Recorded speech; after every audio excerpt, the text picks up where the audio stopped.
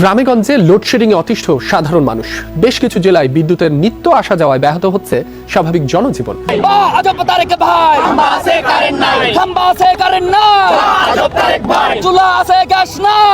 আজকে 5.5 মাসের বেশি হয়ে গেছে এই সরকার দায়িত্ব নিয়েছে, কাজেই এর ব্যাখ্যা সরকারকে দিতে হবে। সারা দেশে বিদ্যুৎ এবং গ্যাস সংকটে ভয়াবহ বিপদে পড়তে যাচ্ছে বিএনপি সরকার। পরিস্থিতি সামাল দিতে দিশেহারা তারেক রহমান সরকার। চলুন প্রথমে একটি ভিডিও দেখে আসি, তারপর আমি এই বিষয়ে বিস্তারিত আলোচনা করবো। দর্শক, ভিডিওটি প্লে করার আগে আপনার কাছে ছোট্ট একটি রিকোয়েস্ট, এখনো যারা আমাদের চ্যানেলটি সাবস্ক্রাইব করেননি, নিত্য নতুন ভিডিওর আপডেটগুলো পেতে চ্যানেলটি সাবস্ক্রাইব করে আমাদের সঙ্গে থাকুন। তো চলুন দর্শক, আমরা প্রথমে একটি ভিডিও দেখে আসি।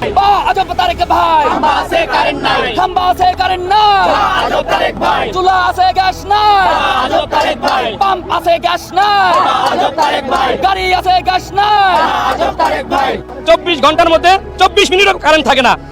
আমার ফ্রিজের মধ্যে 2 বালতি গোস্ত নষ্ট হয়ে গেছে। আমাদের চট্টগ্রাম সাব স্টেশন থেকে দ্রুত বিদ্যুৎ নেওয়া হোক। তাদের পড়ালেখার অসুবিধা হচ্ছে, বাচ্চারা ঠিকভাবে স্কুলে যাইতে পারছে না।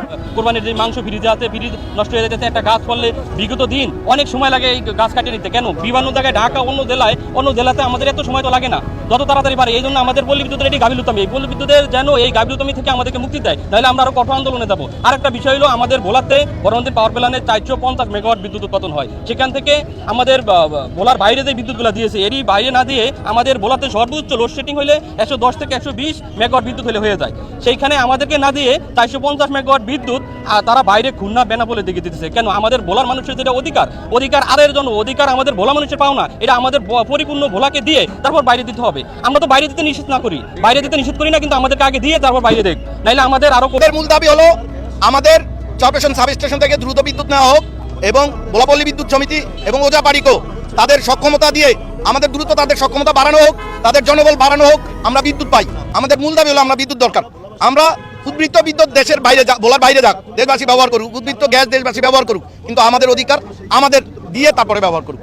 আমি একজন ক্ষুদ্র উদ্যোক্তা, আমরা অনলাইনে কাজ করি। তো বিদ্যুৎ না থাকার কারণে আমরা ঠিকভাবে অনলাইনে কাজ করতে পারতেছি না, মোবাইলে চার্জ দিতে পারতেছি না, ল্যাপটপ অচল হয়ে যাচ্ছে বিদ্যুতের কারণে, ফ্যান বন্ধ হয়ে যাচ্ছে, বাচ্চারা অসুস্থ হয়ে যাচ্ছে, আমরা ফ্রিজের খাবার নষ্ট হয়ে যাচ্ছে। আমরা খুবই ভোগান্তির মধ্যে আছি। বাচ্চাদের পড়ালেখার অসুবিধা হচ্ছে, বাচ্চারা ঠিকভাবে স্কুলে যাইতে পারছে না, বাচ্চারা অসুস্থ হয়ে যাচ্ছে। নাগরিক আমরা আজকে পল্লী বিদ্যুতের যে করুণ অবস্থা, এই অবস্থার বিষয়ে আমরা আজকে আন্দোলনে ডাক দেওয়া হয়েছে। আমরা সকলে উপস্থিত হয়েছি। আমাদের ভোলার পল্লী বিদ্যুৎ যেন লাইফ সাপোর্টে আছে। আইসিইউতে থাকলে যে অবস্থা একটা নাগরিকের, অবিকুল আমাদের ভোলার পল্লী বিদ্যুতের একই অবস্থা। এই জন্য আমরা সরকার মহোদয়ের কাছে আবেদন করতেছি, আমাদের এই ভোলার পল্লী বিদ্যুৎ কিভাবে আমাদেরকে দেওয়া যায়, এদিকে আপনারা নজর দেন। এবং আমাদের এখানে যদি সামান্য পরিমাণে একটু মেঘ হয়, একটু বাতাস হয়, সাথে সাথে পল্লী বিদ্যুৎ চলে যায়। 24 ঘন্টার মধ্যে 24 মিনিটও কারেন্ট থাকে না। আমার ফ্রিজের মধ্যে 2 বালতি গোস্ত নষ্ট হয়ে গেছে। এবং আমাদের বাড়িতে বাচ্চাগুলোতে কি অবস্থা আছে, এবং আমাদের মা বোনদের অবস্থা করুণ অবস্থা। আমরা হাট বাজারে আসতে পারি না। আমাদের এই কারেন্টে যে সমস্ত গাড়ি চলে, এগুলো অচল হয়ে গেছে, বন্ধ হয়ে গেছে, মোবাইল বন্ধ, সমস্ত কিছু বন্ধ হয়ে নষ্টের পথে চলে গেছে। কিন্তু সরকার, গভর্নমেন্ট আমাদের এই ভোলা জেলার বিচ্ছিন্ন একটা দ্বীপের দিকে একটু সামান্য পরিমাণও দৃষ্টি করে না। এই জন্য আমরা আন্দোলনে ডাক দিয়েছি। যদি আমাদের এই সমস্যার সমাধান হয় তো ইনশাল্লাহ হবে, নাহলে আমরা সামনের দিকে কঠোর থেকে কঠোর আন্দোলনে ইনশাল্লাহ ডাক দিব। আজকে 5.5 মাসের বেশি হয়ে গেছে এই সরকার দায়িত্ব নিয়েছে, কাজেই এর ব্যাখ্যা সরকারকে দিতে হবে। আমার বাসায় গ্যাস জ্বলে না, আমার বাসায় গ্যাস নাই, একদমই নাই, আমি পাচ্ছি না গত কয়েকদিন ধরে। এটা কেবল আমার না, সবাই পাচ্ছে না, কেউ পাচ্ছে না। এখন যারাই গ্যাস পাচ্ছে না তারা কিন্তু এই মাসের বিল দিতে হবে। আবার সরকার কিন্তু নির্লজ্জ বেহায়ার মতো বিলটা নিবে। বলতে পারতো আমি 1 মাসে বিল নিব না, বলতে পারতো যে যেহেতু আমি গ্যাস দিতে পারছি না 1 মাসে বিল নিব না। তা কিন্তু করবে না, বিল নিবে কিন্তু গ্যাস দিবে না। পৃথিবীর কোনো দেশে এটা সম্ভব না, কোনো সভ্য দেশে এটা সম্ভব নয়। আমাদের এখানে হচ্ছে দায় মানুষ কাকে দিচ্ছে। আমি কি বললাম, এটা ইম্পর্টেন্ট না। মানুষকে জিজ্ঞাসা করেন তো, এই যে তোমার বাসায় গ্যাস নাই কিন্তু তারপর তোমাকে বিল দিতে হচ্ছে, এর জন্য তুমি কি শেখ হাসিনাকে দায়ী করবা? মানুষকে বলে দেখেন তারা কাকে দায়ী করে। কালকে লোডশেডিং এর পরে সারাদিনে কারেন্ট থাকে 3-4 ঘন্টা। এরপরেও কারেন্টের বিল দেওয়ার সময় ফাটাছিরা লাগিয়া যায়, কারেন্টের বিল অত কেড়ে।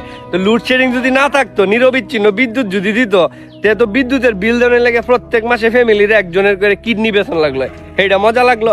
অত কারেন্ট ভালো না, অত কারেন্ট তোমরা চাইও না। লোডশেডিং কে উপভোগ করতে শিখো। দর্শক, আশা করি সম্পূর্ণ ভিডিওটি দেখেছেন। দর্শক, এই ভিডিও সময় যদি আপনার কোনো মতামত থাকে তাহলে অবশ্যই কমেন্ট করে জানাবেন। ভিডিওটি ভালো লাগলে একটি লাইক করবেন। দেখা হচ্ছে পরবর্তী কোনো ভিডিওতে। সেই পর্যন্ত সবাই ভালো থাকবেন, সুস্থ থাকবেন। আল্লাহ হাফেজ।